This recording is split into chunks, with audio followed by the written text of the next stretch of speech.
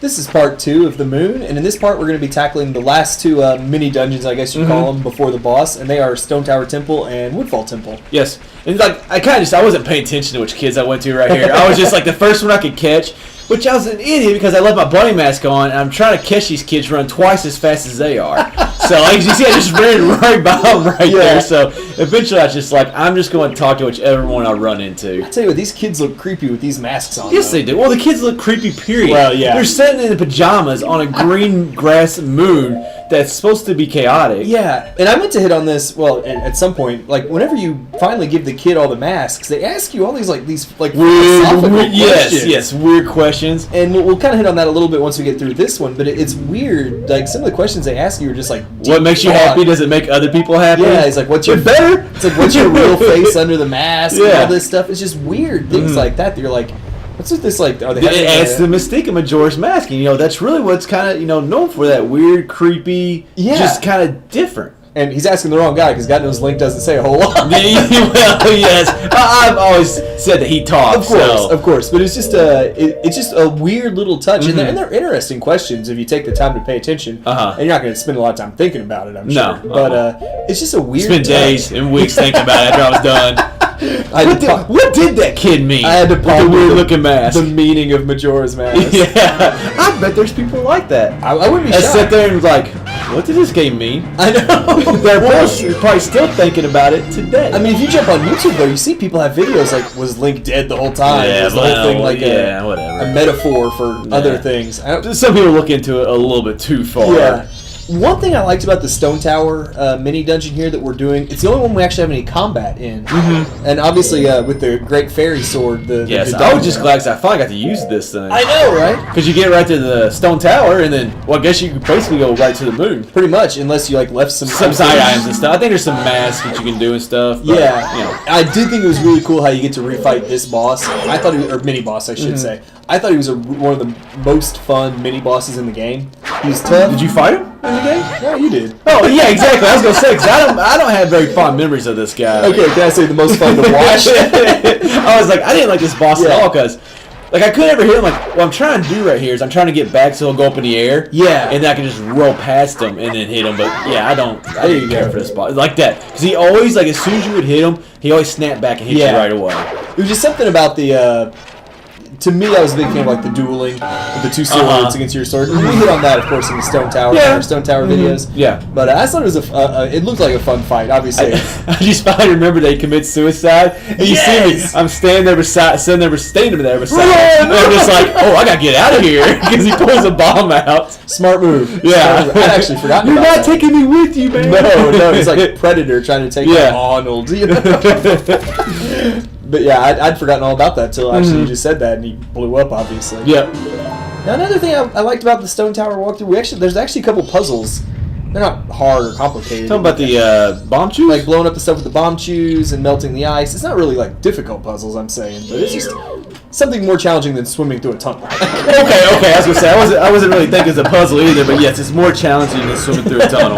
Maybe not as challenging as the Goron racetrack. Yes, and I like the Dark Nut. I mean, have we faced him in this game? I was thinking the exact same thing. We fought him, obviously, in Ocarina of Time. Yeah. But I do think this is the first one we fought. I do think it is. I mean, I'm not positive on that, but I don't remember finding a Dark Nut.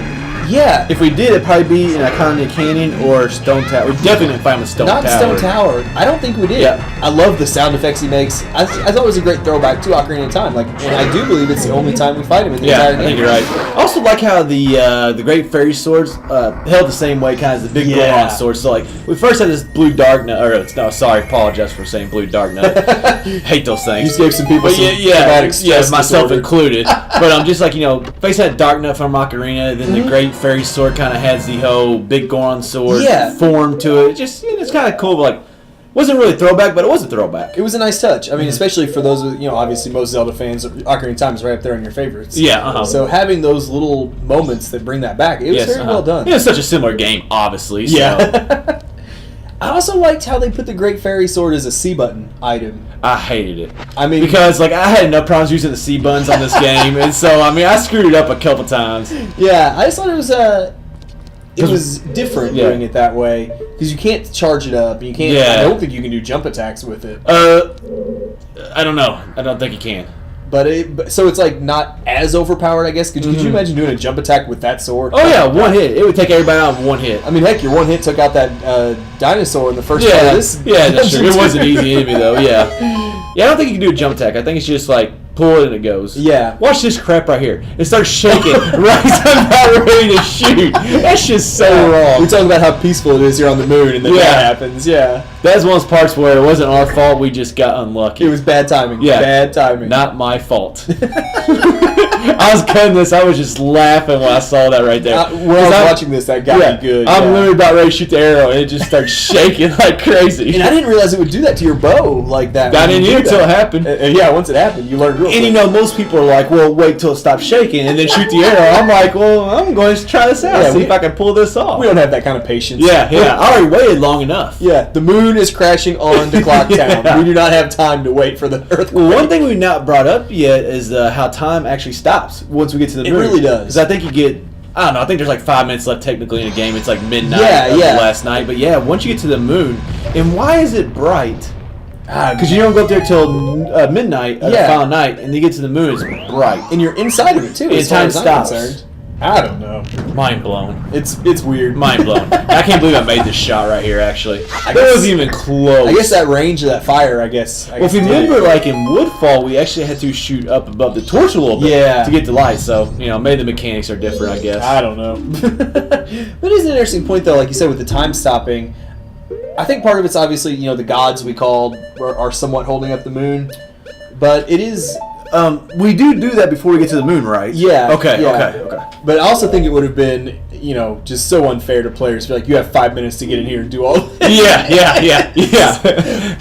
To get past the first ramp and then go on track took me more than 5 minutes. Termina, sorry, you're just going to die. That your world. Well, I guess there would be some way you could play the song at time. And obviously they're not going to give you 5 minutes to do it. So yeah, even though the boss fight itself only takes 7 or 8, so that's not too long. It's not too long. If you know what you're doing. Yeah, if you know what you're doing. I remember the first couple times when I tried this Link, like when this game first came out, I didn't look at any walkthroughs or anything on how to fight that part. Oh man, I could not. I could get all the way to Majora's Wrath, and then I just could not. Those whips, dude. I still have nightmares of whips because of that thing. Man, those things punish me too. Yeah, that's hardcore. Yeah, you'll see that when we get to part 3 here. He punishes me with those whips too. Thank God for his defense upgrade. They're so quick.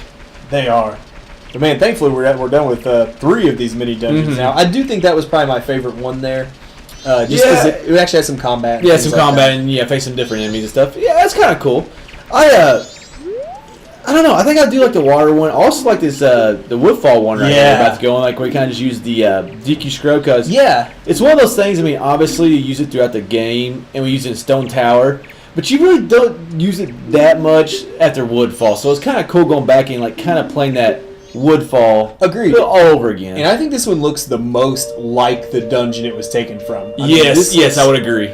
Except for like the pink water, of course, or poison water that's in Woodfall. But other than that, like this is like the same color. Yeah, I would agree because that water tunnel you had wasn't in Great Bay, and then the gauntlet of enemies wasn't in Stone Tower, obviously. No. And the Goron Racetrack. But that was definitely not Snowhead. Because I would never make past Snowhead. I can tell you that.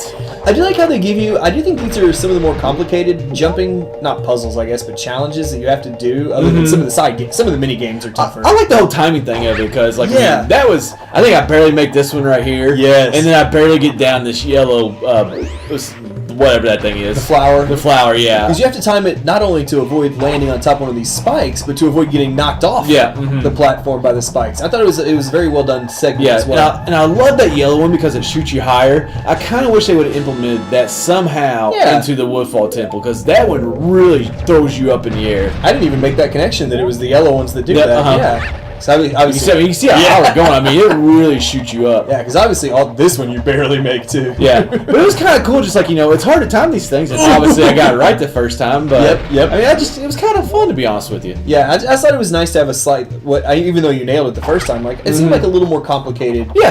Jumping puzzles than Woodfall. Oh, definitely, yeah. I mean, some of the side games have been tough, mini quests and stuff. Well, I don't believe Woodfall had any guesses to where if you fell down, like there was always force, wasn't there on the bottom? Yeah, like when you're shooting. So I mean, you had to redo a little bit, but that was like our first gap where you could actually like shoot and miss, and like kind of fall down. So it's a nice touch. But now that we've beaten the 4 mini dungeons, this will wrap up part 2 of our moon walkthrough.